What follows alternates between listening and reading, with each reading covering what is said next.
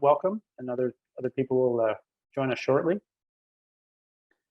So welcome to our webinar. It's co-hosted today by the IGF and ICMM, titled Mine Closure Readiness, Are Governments and Industry Prepared? Just want to start off by saying we have interpretation available. On the bottom of your screen, there should be a little globe, and you'll be able to select English, French, or Spanish translation. My name is Greg Radford. I'm the director of the Intergovernmental Forum on Mining, Minerals, Metals, and Sustainable Development. We say IGF for short, for obvious reasons.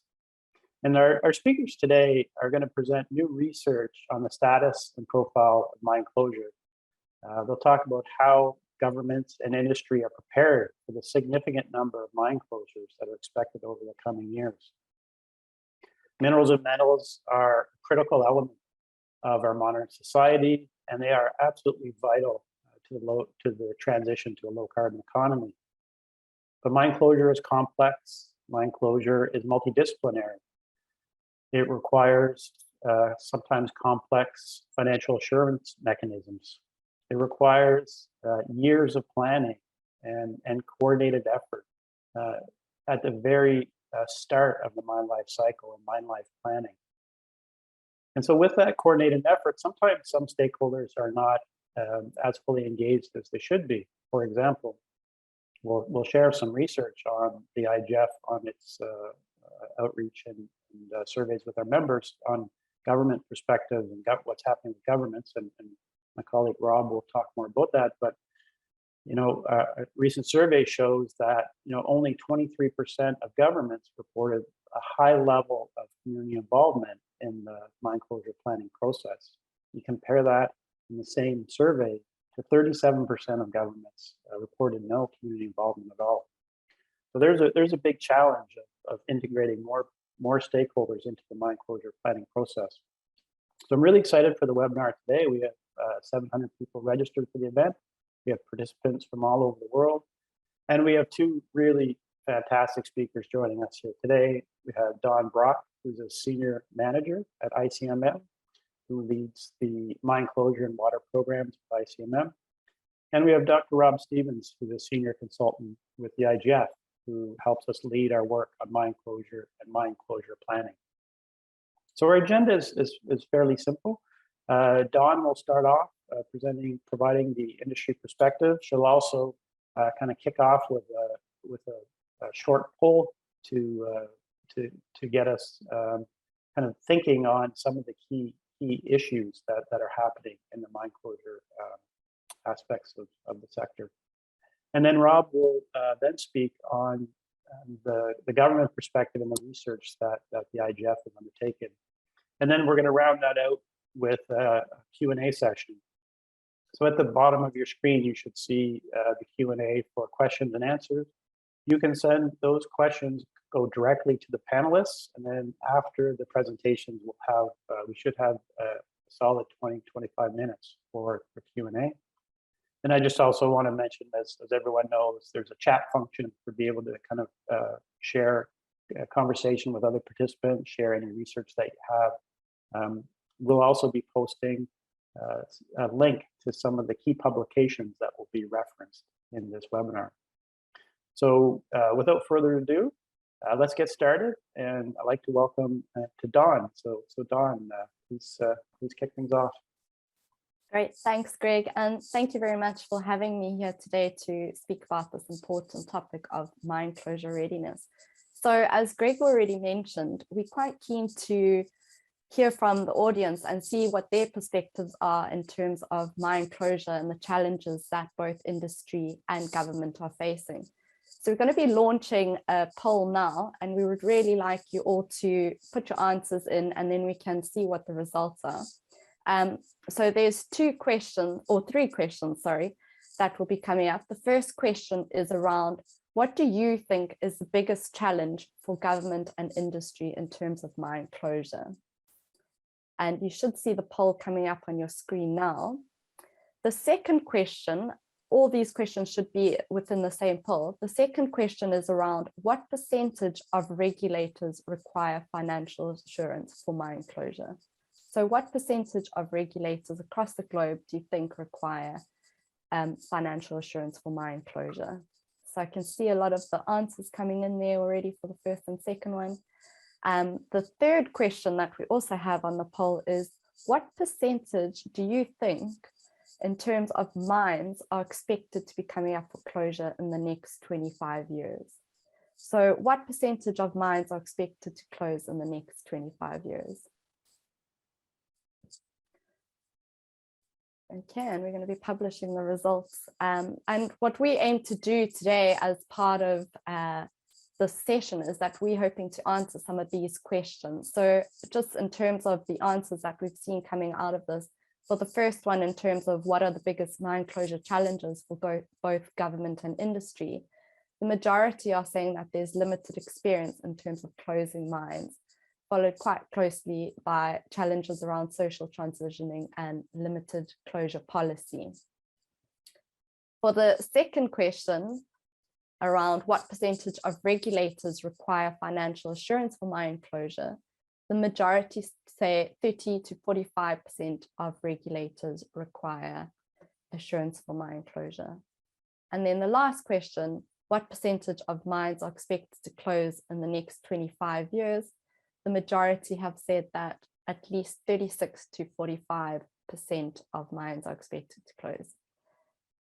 That's really great to see, and really great to get the perspective of the audience, because I know, as Greg already mentioned, we have a number of people joining this webinar from across the globe, many of which are dealing with some of the same challenges around mine closure. So I'm going to move into my presentation now, and I'm just going to share my screen with you all.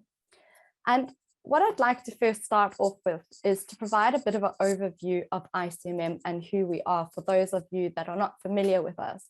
So we're an international organization that brings together over 26 mining and metals companies.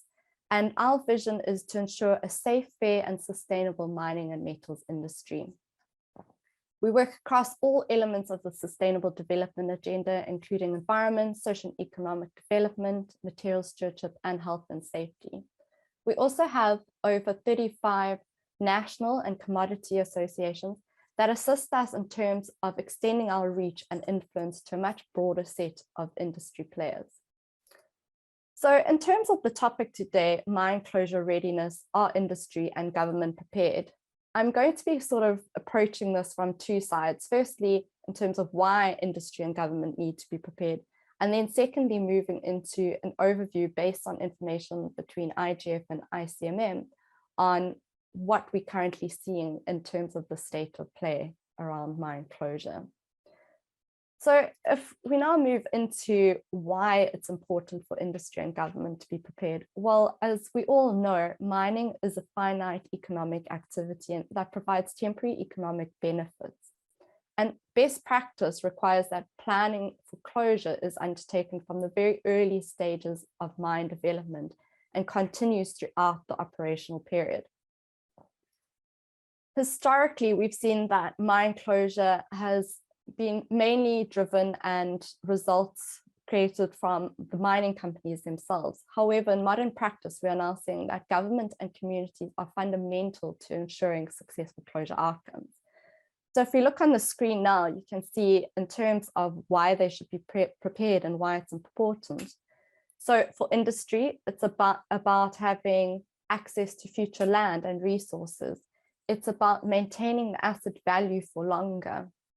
It's also about the reputational risk and also reducing the closure liability. So at closure, you don't have this huge sum of money that you have to pay. And lastly, it's about ensuring that your prospects for relinquishment are there by implementing progressive closure throughout the operational period.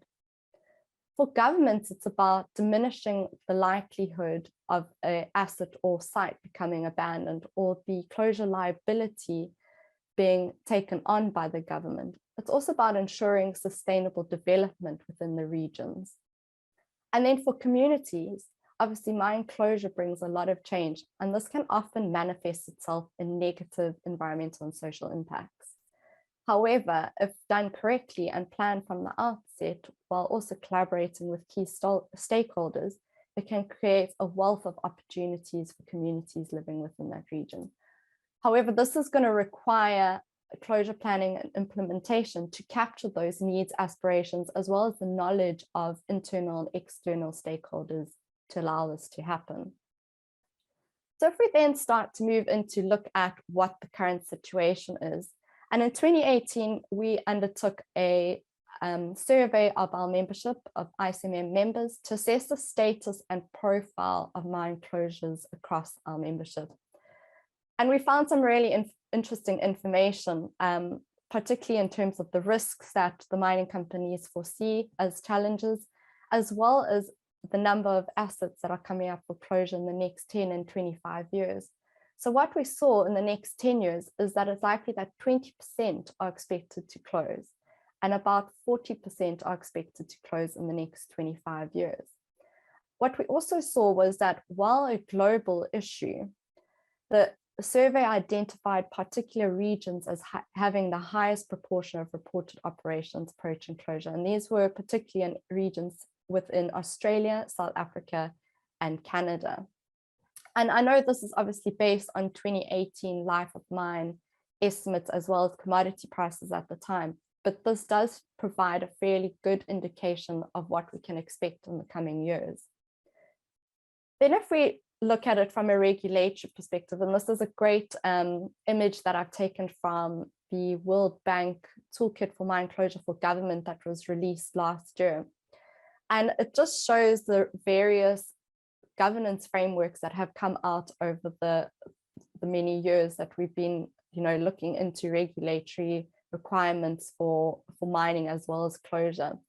And we've seen that the global history of abandoned sites and their consequences has resulted in a rise of governance frameworks intended to prevent these abandonments and also to ensure that mine sites are closed in a safe and sustainable way. However, as part of a survey that IGF undertook in 2020, it was highlighted that the global development of these regulations has been uneven, with some jurisdictions actually having little to no regulation in place. And Rob will be speaking a bit about this as part of his presentation. So what we did was that we brought these two pieces of information, the work that we had done with ICMM around surveying our members to understand their challenges and the profile of their assets, as well as the IGF information. And what we found from both these sets of information was that while governments are aware of the importance of mine closure, many do not have the policies, regulation, enforcement, or capacity to manage and regulate it. And one of the sort of stats that came out of this was that only 45% of the countries that responded to the IGF survey require adequate financial assurance. And this is obviously a major risk for those jurisdictions. We also found that both government and industry are still grappling with the social challenges of mine closure. And when we looked at the ICMM information, we found that at least 43% of the assets that are expected to close in the next 25 years have a high to relatively high contribution to the local economies. And the majority of these assets being located in developing countries where there's obviously a high dependency on industry as an economic contributor. So this suggests that mine closure could have a major impact on those local mine communities if not planned and regulated properly. Further challenges identified that were common both to industry and government included inadequate or uncertain policy and the regulatory landscape. And this was obscuring responsibilities of both government and industry. And one of the areas that was highlighted through these surveys, especially, was the pathway to relinquishment, and this being very uncertain for both mining companies and regulators. And we also saw that even in some of the world's leading mining jurisdictions, that there's still quite a lot of uncertainty around this pathway and how to actually achieve relinquishment once a mine had been successfully closed. Lastly, it was also identified that there's a lack of experience in actually closing mines, and for some governments, there's a lack of human resources to manage the mine closure. And this was obviously also hindering progress within this area. So just to come to the end of my sort of presentation, closure is an increasing priority for industry and regulators globally. However, this also offers a unique opportunity for us to improve performance. And we've seen in countries like South Africa, where the mine water coordinating body, which has actually been absorbed by the impact catalyst of recent, it's a platform that brings together both government and industry to work together to achieve sustainable benefits for the Mpumalanga region post-mining. There's been a number of collaborative projects that have been included as part of this work, including one that ICMM has been participating in around mine water for irrigation.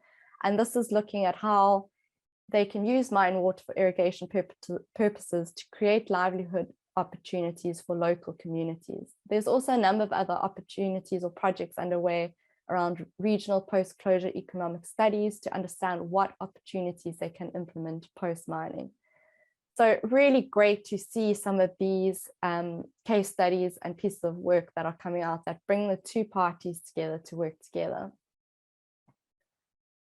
Just in terms of closing out on my presentation, so as I always sort of end off with when speaking about mine closure, it's a shared endeavor and it requires both government and industry to work together. With the wave of pending mine closures, we should be learning from each other's experience and also working together to address the outstanding challenges going forward. I'm going to stop there and I'm looking forward to the questions at the end. Thanks, Dawn. That was fantastic. We'll go straight to Rob, and so Rob, you take over, and then we'll get to the questions after that. All right, perfect. I'm just going to share my screen now as well. Okay, there we go. Yeah. Well, good morning or good afternoon. Bonjour, hola. For everybody who's joined us today, it was great to see in the chat the range of countries and locations that people are joining us from. Glad to have you all here and welcome to the presentation. So my name is Rob Stevens, as Greg mentioned, and I'm going to focus my presentation on some of the work that the IGF has been doing, looking very specifically at how governments are prepared and ready for the impending mine closures that Dawn was just talking about. I wanted to start off with to tell you a little bit about the IGF, and Greg mentioned a bit of that as we got started. But for those who aren't as familiar with the IGF, it is a voluntary initiative that was created through the UN in 2005, and it currently has 79 member countries. And the IGF is dedicated to improving mining governments and to help achieve the UN Sustainable Development Goals. And so how do we do that? One of the key ones shown here in the various boxes are in-country assessments. And what that is the IGF maintains a mining policy framework that essentially outlines what the leading policies and practices would be for sustainable governance of the mining sector. And in-country assessments, then the IGF goes and looks at the policies and practices of a given country and benchmarks those against the mining policy framework. In addition, we do capacity building, training, and technical assistance for government members. We produce a number of guidance documents, some of which I'll reference and talk about today. And also we play a convening role through conferences and our annual general meeting. So to get to the topic that we're going to discuss today, the current status of mine closure readiness, are government prepared for all the closures that we can see are coming? And I'm going to be talking primarily about the results of a briefing note that was released last year by the IGF, and you can see a screen capture of the front cover of it here. And also reference, as Dawn mentioned, a companion blog that Dawn and I produced that outlines some of the common challenges between industry and government around mine closure. So in terms of our study on the readiness of governments for mine closure, I want to just first talk about the data that fed into this study. And it was really two different pieces of information. The first was a survey of IGF government members that we undertook in 2019-20 that asked a whole range of different questions around policies and practices for mine closure. The second was to undertake a review of the mining policy framework assessments that the IGF has completed since 2014. And so taken together, we have the results from 30 different countries right across the globe, and also that span the full range of development as measured by the UN's Human Development Index. And we can see that here on the table in the right. And I think if you just look at the end, the final column there, you can see it's pretty nicely distributed, representing countries across the world, as well as nicely distributed in the Human Development Index. So it's a good, I think, representative suite of countries. So what did we find out about this? Well, one of the first things we assessed was, are mine closure plans required? And so what we found, as you can see here, is that 76% of jurisdictions do require a mine closure plan for mine permitting, and 24% do not. So at first pass, that seems pretty good. 3/4 now are requiring those plans. But what we did find when we dug a little bit deeper is that the level of rigor of those plans and the review that the plans undergo is really quite variable. In many cases, there is a lack of resources to effectively review those plans, and there often isn't guidance about what should be in the plan itself and how it will be factored into mining authorizations. One of the second things that we looked at then is financial assurance required for operating mines. And what we found is that 45% of jurisdictions require the full amount of financial assurance during the mine's operation. 41% require partial financial assurance, and 14% don't require any financial assurance at all.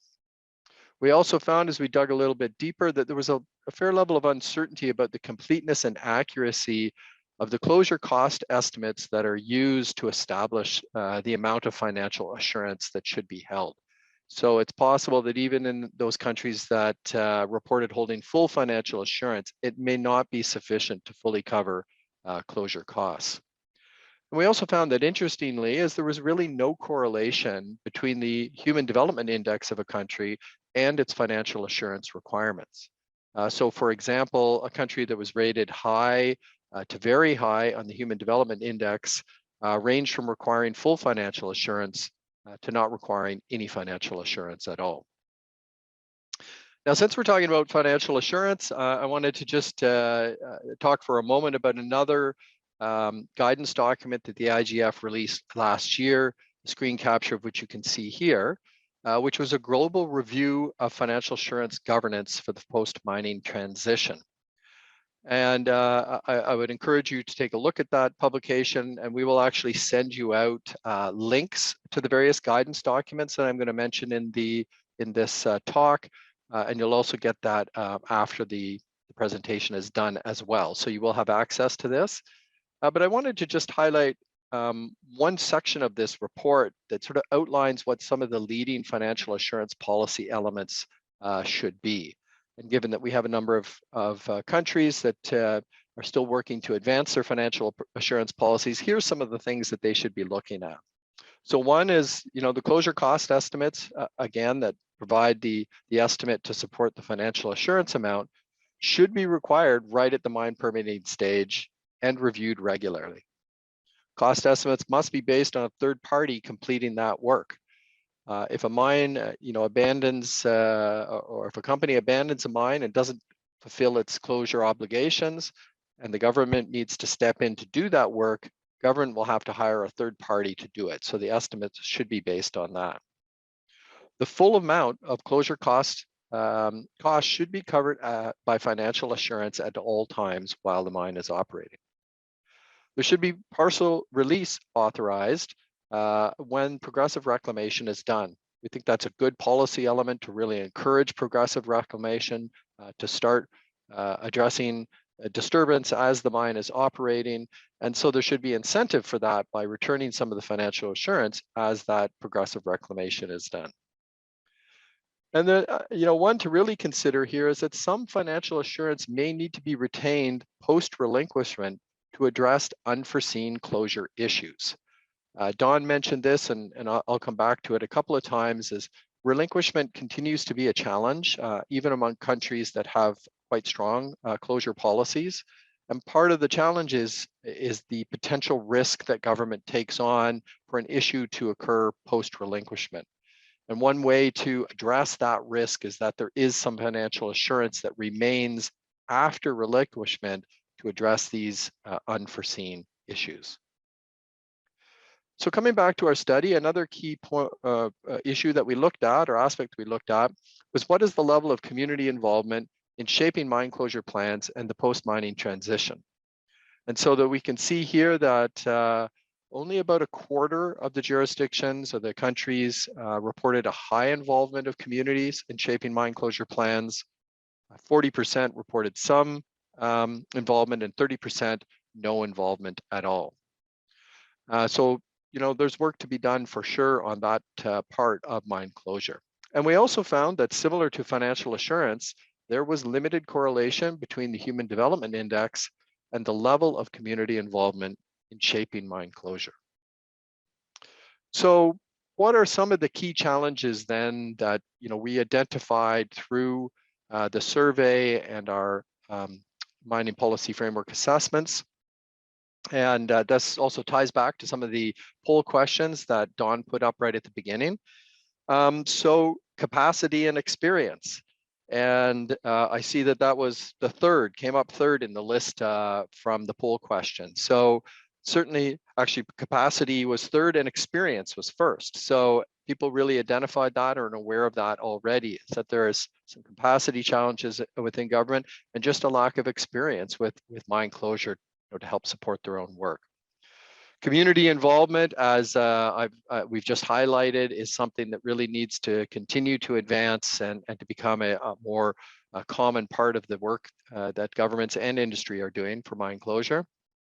Regulations and guidelines, to me, are another one. For example, under the mine closure plans I mentioned, the plans are required, but there really isn't good regulation in place to really how to use that plan or guidance about what should be in that plan. Financial assurance, as we highlighted, still a number of countries aren't requiring full financial assurance. Another one I mentioned is abandoned, or that I haven't mentioned so far, is abandoned mines, and that one came out quite a bit in some of the survey results. Many countries just don't have a registry or a record of mines that have closed or abandoned mines that are out there. And they often create considerable social and environmental challenges that really need to be addressed. So while they're mines that have already sort of, quote, closed, they haven't been closed effectively and is still something that needs to be worked on.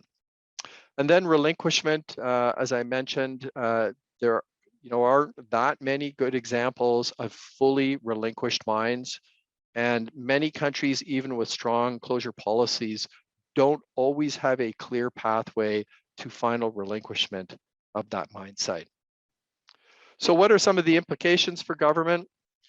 Well, one of the first ones I'd like to put up there is governments need to obtain a social license to maintain and grow their mining sector.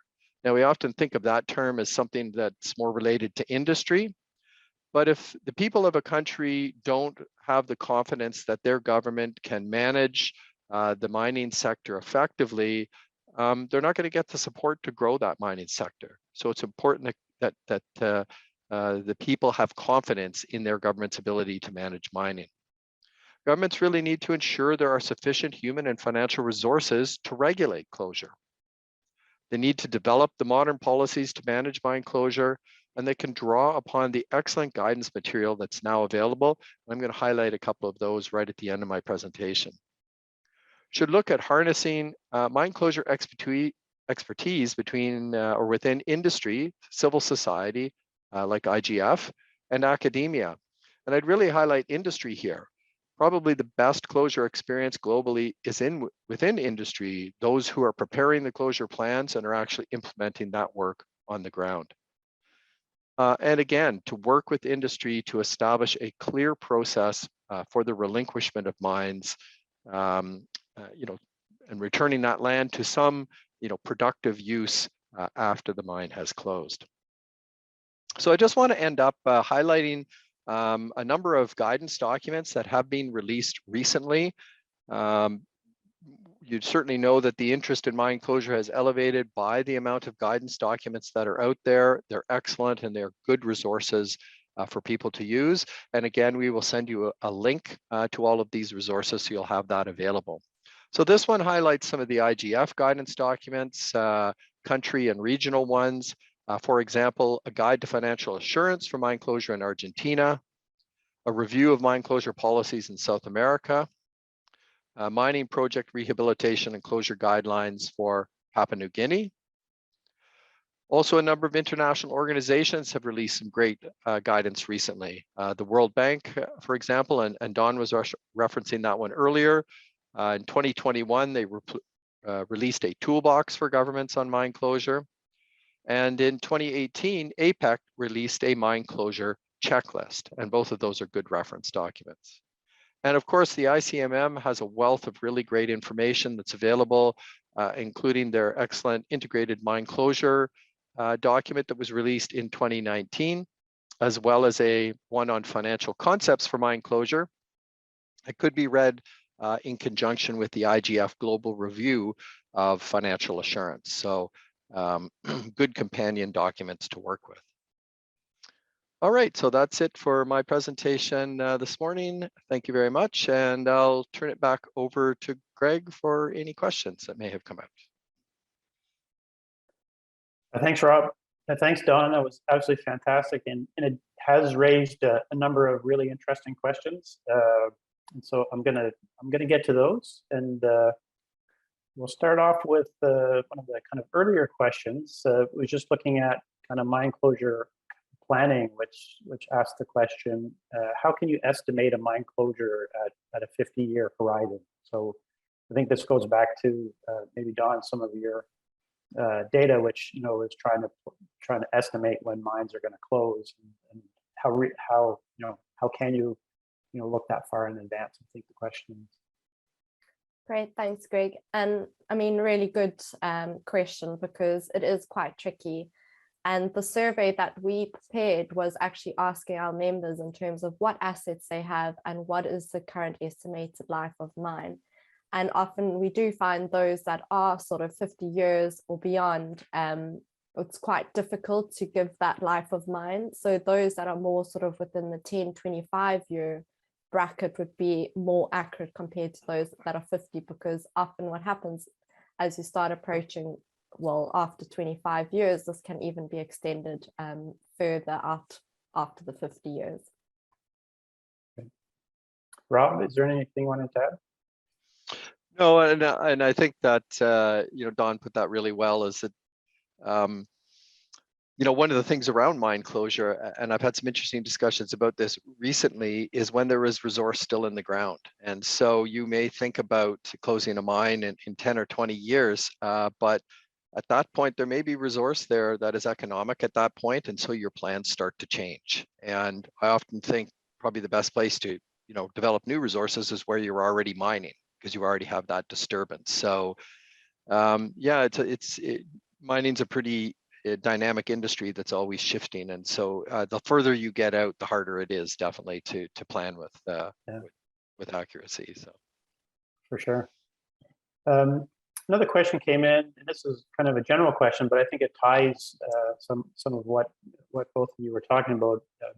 What are the major challenges for companies to manage, but also for governments to regulate in terms of the environmental considerations when it comes to mine closure? So we talked about a number of the mines that are closing, but what would be the top 2 or 3 environmental considerations that have to be taken into account?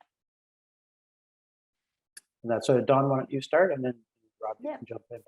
Sure. So actually from our survey that we did do, we asked our members what their sort of biggest challenges were from a closure perspective, and water management as well as creating stable landforms came out as the sort of top 2 within the environmental portfolio.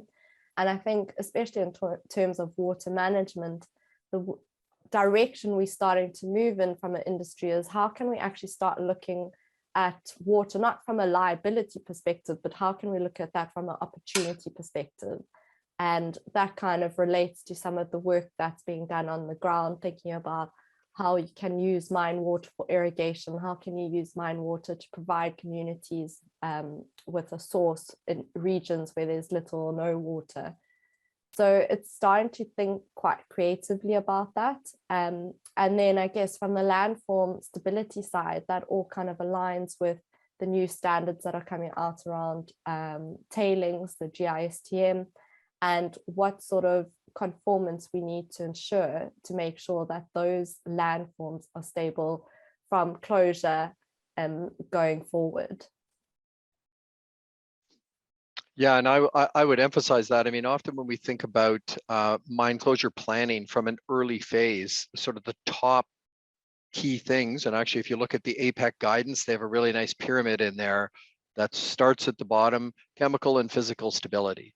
And sort of everything else from mine closure kind of builds from that. And so chemical stability, while it can relate to more than one thing, water is the primary one on that. And I think more than anything, when I hear of concerns around either operating mines or closure, it's definitely water. And in particular, because everybody needs water to live and for irrigation and et cetera, and water moves. So it can move from a site and off that site when it's closed. So definitely water is the top. And then the the physical stability, that tailings dams are secure, waste rock dams are secure, and are not collapsing and contaminating water or other materials into the environment. And maybe the last I would see, but it really depends on where the mine is around biodiversity and returning a natural setting that is vibrant and reflects the ecosystem that mine is located in. And that may not be the case for all mines. The end land use could be quite variable and not necessarily returning to a natural setting, but I think that's a third issue that can sometimes be a challenge when you're trying to grow things on waste rock piles, for example. Even if you have leftover soil, extra work is required to really bring back that natural setting if that's the end land use. Yeah, I agree. I have a follow-up question here, which I think is quite interesting. It says, and this is picking up on some of the kind of best practice in the guidance documents, Rob, that you posted up that was related to the IGF and ICMM and others. And there was also someone wrote in kind of a reference that to let everyone know that the ISO is also currently working on a mine closure regulation. So so I think we should look for that.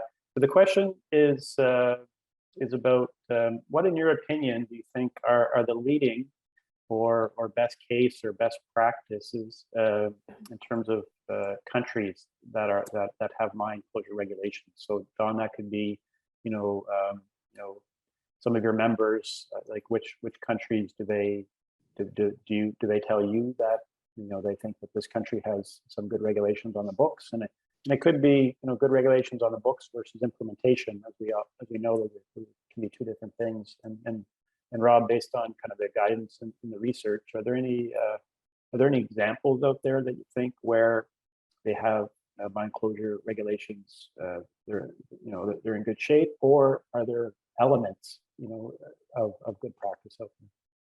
Yeah, sure. And yeah, I guess we've seen quite a lot happening probably in the last 5 years where countries that had already had regulations in place around mine closure, and they've realized that that isn't quite meeting the mark and having to go back, relook at it, and a lot of them sort of releasing updated guidance, like I said, within the last 5 years.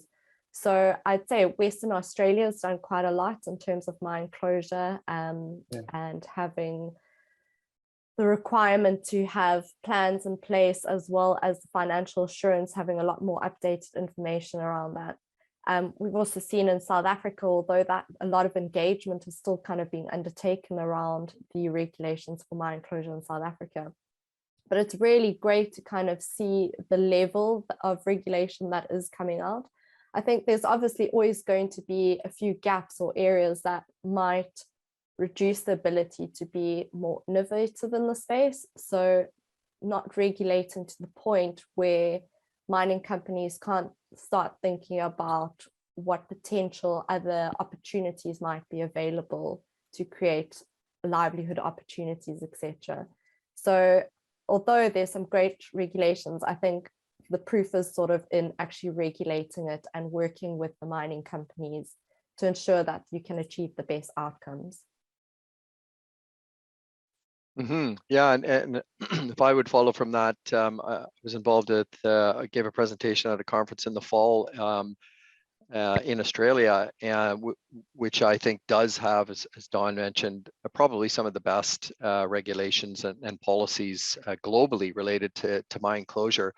But still in some cases frustration with companies actually coming back to the relinquishment, actually being able to relinquish, because although there are great policies in place and excellent plans and completion criteria, getting to that point of relinquishment, and I think government's being challenged with releasing or taking on some risk, because there's never zero risk when it comes to a mine closure.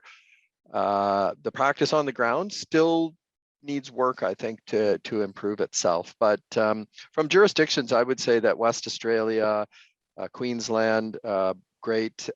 In Canada, a number of good jurisdictions as well. I also think one of the things that I like to really see in terms of guidance is a really clear outline of what should be in a mine closure plan. And the reason I like that is that it tells proponents, here's what we want you to deliver in terms of a mine closure plan. It also tells regulators what they should receive and what they should be looking at. So it provides a common guidance for both industry and governments. And one example I would say that I really like is some guidance in the Northwest Territories in Canada. They have a really nice layout for mine closure plan. That's a very northern climate, and they have a whole sort of list of things at the end that outline considerations for a northern climate. So you could take something very similar to that and put it into a temperate climate or a tropical climate, and really help again guide industry as they're building their plan to think about some of those aspects that are quite specific to the individual climate. Another one I think is the PNG guidelines that the IGF helped to develop and released a report on, as well as West Australia again. So yeah, I would say countries, this would be Australia, Canada, US, South Africa. Those are probably 4 that I would look at for some of the leading policies and practices at the moment. Good. Thanks, Rob. Thanks, Dawn. There's a really quick follow-up question. Rob, what's the document that you mentioned, which contains the pyramid at the bottom and the physical instability? That's APEC. Do you want to just kind of? It's in the link. I believe that David posted in the chat. It's in the link. That's right. It's the mine closure checklist for governments, which is the APEC publication that was from, getting the date now, 2018, I think. Yeah. So it is in that list that that David has sent out. And you want to just mention the pyramid, because I think it is really a great way to depict kind of the order and importance of closure activities. Yeah, well, and so what the pyramid does, and it has what about 6 or 7 different levels, as they build up the pyramid, is sort of start at the bottom and say, what are the fundamental minimum requirements for mine closure? And that was the chemical and physical stability, that the site is chemically and physically stable at closure. And those are the absolute minimum requirements. Then right in the middle of the pyramid, which also is an absolute requirement, but exactly what you do is still, is variable, I guess, in developing, is that post-mining transition, the economic transition, the community transition. I mean, arguably that is required, but what that might look like will depend really on where the site is located. A very remote site distal from communities is that's going to look different from a site that is, right in the midst of of communities and rural populations. So that's in the middle, and then as you go up, you get to biodiversity, trying to enhance biodiversity, addressing regional and development goals, and those sort of things. So they're all good, but they all build upon that physical and chemical stability, because without that, you don't have a mine that you can do other things with, or that can support communities, because it's still a challenging location. So it's a good way of depicting the key requirements for mine closure. I agree. We have a couple questions centered around financial assurance, and in the documents that were presented, there are some guidance on financial assurance. And one of the questions is, what is the most common form of financial assurance kind of out there among the different countries, and maybe just a thought from the two of you on any examples or thoughts on which types of financial assurance you have seen to be most effective. So what's kind of the most common, and what's the most effective types of financial assurance? Dawn, do you want to go first? Yeah, sure. Yeah, so there's a few different types, and you'll see various countries asking for different requirements. I think probably the most popular one is around bank guarantees, and also having insurance trust funds or insurers in terms of a third-party guarantee. One thing that we did find as part of the work that Rob and I did when looking at the surveys was that some countries that do sort of have government bonds, there was almost like a concern around that when looking across various jurisdictions, and also looking at what companies' perspectives was on that. In terms of when it actually comes to closure, it can be quite difficult to get that money to start implementing it. So they might be putting the money into the government bond, but it's quite tricky to get that money back out and start implementing progressive closure or actual closure. So that was kind of what we have been seeing. But like I said, sort of bank guarantees in those areas of financial assurance are some of the more popular ones. And I would agree. I see the same thing: bank guarantees, letters of credit, surety bonds with insurance. Those three, along with cash, although nobody really wants to give cash, of course, but those ones are quite top of the list, I would say. And I think, the only risks with those is if you're getting letters of credit with banks or surety bonds with insurance companies that may not be able to actually provide those funds. So I think there has to be, governments need to just be confident and assured that those financial institutions are strong enough themselves to support that. And what you find in places like Canada or the US is that at the federal level, there are bodies that regulate those financial institutions and ensure that they aren't, overcommitted, and they're capitalized, and et cetera. So I think one thing that can happen in some smaller countries, let's say, where the banking system is maybe not quite as strong, that could be a challenge. And then you find companies saying, well, we really want to hold our financial assurance outside of the country in a bank, in another location. And this can come to, I think, what Dawn was mentioning, is then if there is a failure and the government needs to draw that financial assurance now to an institution that's not in their country, it can be difficult to get those funds, and it can take a very long time. And some discussions I've had with government saying, well, we want to require a small amount of cash so that we can get right in and start addressing those closure issues while we go through a maybe longer process to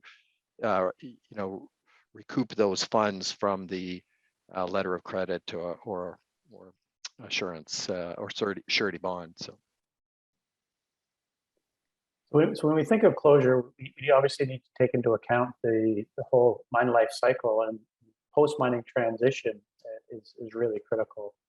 So what do you think kind of needs to be done to kind of better promote post-mining transition land use? Historically, there's, when it comes to mine closure, there's been in a number of jurisdictions a preference to try to return the mine site to its previous state. So, to reclaim a mine site and trying to turn it back into revegetated and try to put it back into either natural or safe conditions for people to use. But that doesn't necessarily optimize that land. It's turned to industrial, and maybe some other industrial uses could be. There's good examples in jurisdictions now where former mine sites have been turned into renewable energy, whether it's solar or wind power. What are your thoughts on kind of what needs to be done to think about future use of mine sites beyond just revegetating after mining is complete? Who wants to go first? Dawn, Rob? go ahead. Dawn? No problem. No, you're quite right, Greg. And I think especially given the sort of increasing challenges from social acceptance and regulatory approvals, the industry will need to start, and they already are, looking at more robust approaches to transitioning closed mines to value generating post-mining land uses. And we've already seen some great opportunities within Australia and other areas where they're looking at pumped hydro, looking at Kidston mine, where they're pumping water out of the one pit to the other pit to create energy to provide to the local grid.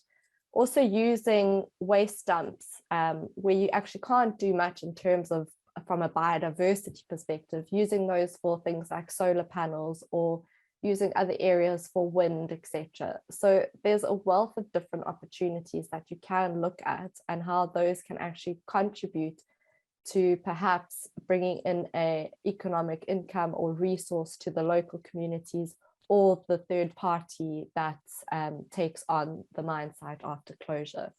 So I think something that stakeholders, government and industry need to come together and start speaking about what those opportunities might be. And we've actually recently in Queensland been working with Queensland Resource Council to start identifying what some of those opportunities might be within the 4 regions within Queensland, to then take that to the government and start having those conversations. Okay, how can we actually incorporate this into the spatial planning for these regions?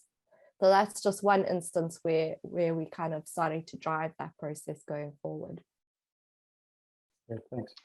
Yeah, good. And I guess I would comment that this is an area we saw in our work with the IGF, that community involvement is still developing. Let's say it's not quite where it should be, and I think that's a key part of it. The communities are there after the mine closes, so really working with communities over a fair time to see what would they like that site to look like and how could it be used in the future. A lot of times people they sort of immediately default to this, return it back to a natural setting. But I also look at it and say it's a disturbed site. Rather than disturbing potentially another site for additional industrial activities like a solar panel field or something like that, why not use that already disturbed site and take as many advantages of that as you can. Those sites usually are on the power grid. There's already facilities at those sites. There's a number of things that could be taken advantage of. And it's interesting, I'm doing a little bit of work here in British Columbia on land use planning, and we had engagement with a whole bunch of people. And it was municipalities that raised the issue of, well, what are the potential economic opportunities, even if it's just recreation at future mine sites? And it was sort of nobody else brought that up except for the sort of local government or local community that's really thinking, maybe we're going to lose that economic benefit from the mine. So what else might we be able to do to benefit our community? And so I think those are the kinds of things that need to be looked at. And I would say there is an increasing number of really good examples around that in Australia, Queensland, West Australia, that can be looked at as examples of alternative land uses. Yeah. And there's a follow-up to this is, can you point to specific resources about how to integrate bright field planning into mine closure processes? Which is a great question. And the IGF just published a case study document about a month ago on that exact topic on bright fields. For those, that's basically turning brownfield sites into bright fields or renewable energy. And in the IGF publication that's on our website, www.igfmining.org, and it presents two really great case studies. The Sun Mine in British Columbia, Canada, which is one of Canada's largest solar power projects, and it's on a former mine site. And company Tech did a fantastic job working with the government and the community to develop this from the old mine site. And the other case study is in Germany, old coal mining areas being turned into wind power projects, wind power developments. And so those two case studies, and there's a lot of background on just kind of the process and who was engaged. It's a really quite interesting document. So it answers your question quite well, I think. And so Don and Rob, we have a lot of fantastic questions. There's just too many for me to pick from, but I am gonna close on a final question here for you on climate change. So, which obviously is a critically important topic. What are the challenges facing by mine closure design due to climate change impacts? Let's. I don't want to end on the. We can do a couple wrap-up comments after, but I thought it'd be important to take kind of the climate action into the conversation today. So, what are the challenges facing when people are designing mine closure plans and programs?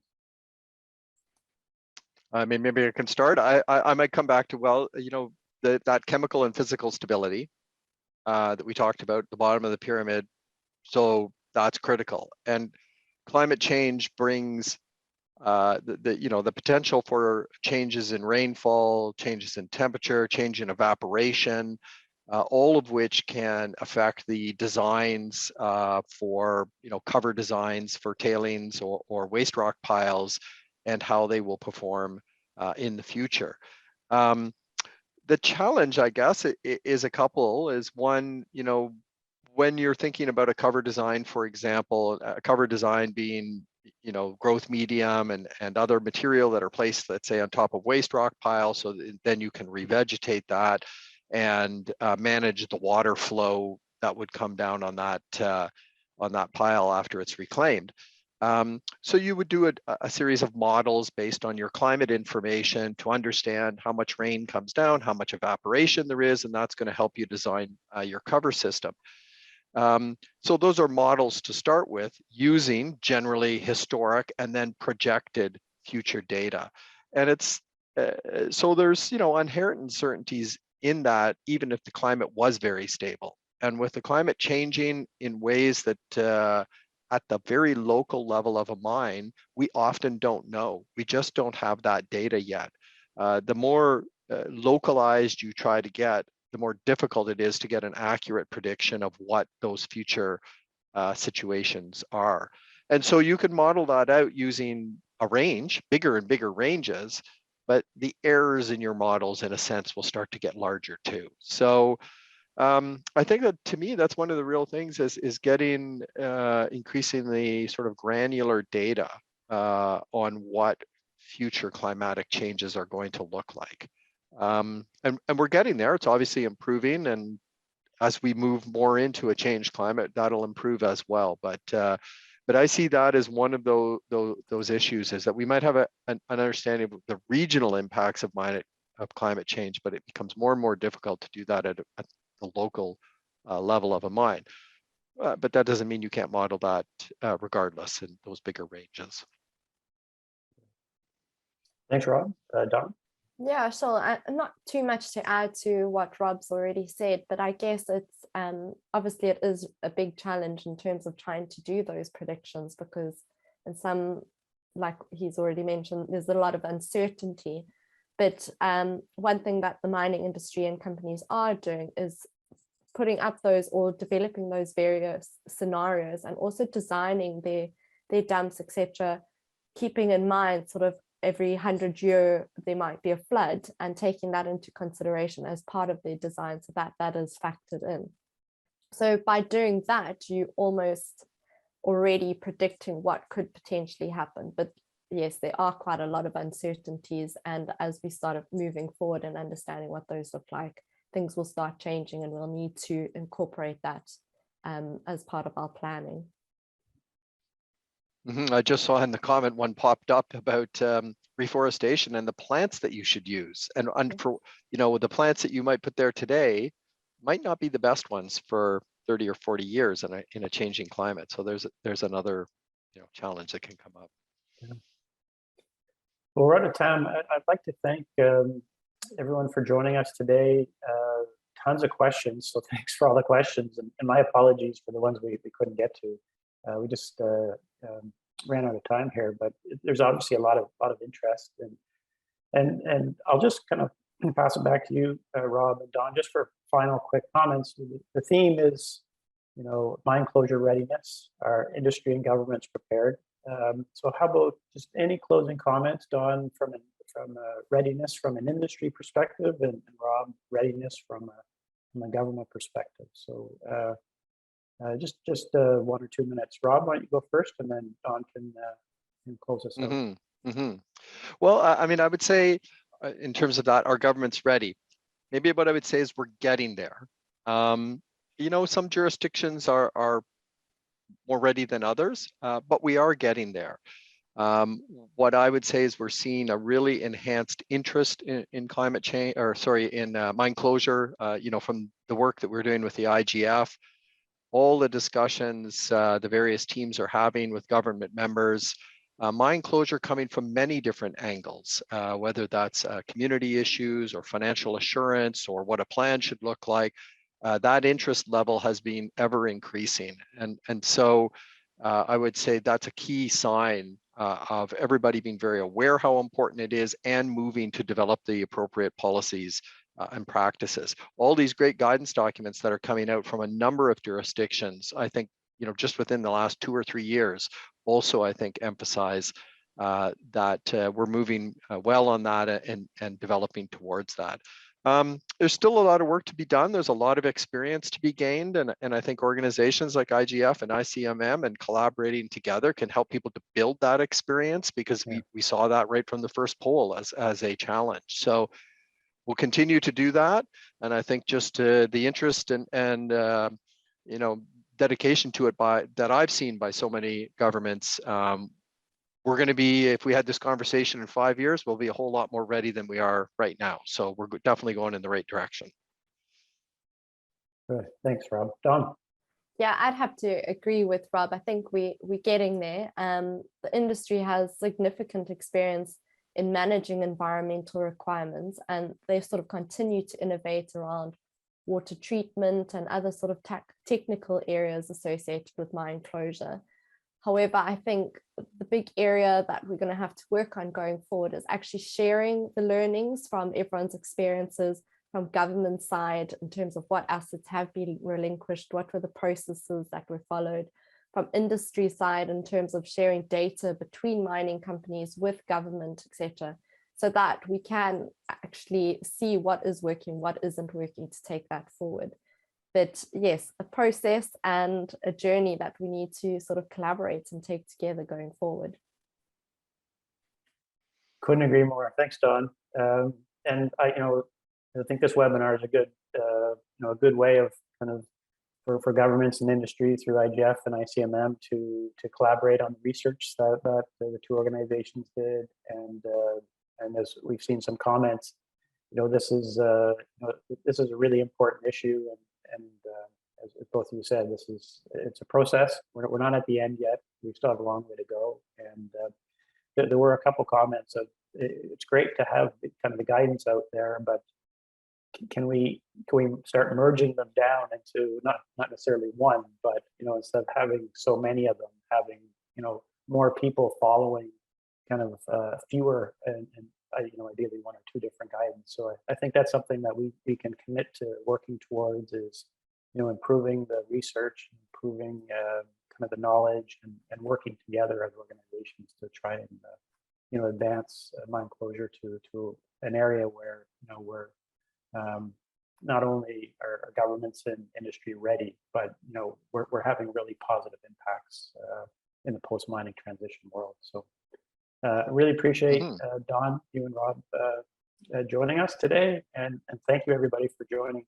Really appreciate it, and we'll be able to. There were questions about the presentations, and we will be able to share the presentations with everybody that has registered for this event. So we'll be sharing with that the PDF files with you shortly. So thanks again, and stay tuned, and we'll keep working in this space, and we hope you join us again. Thanks.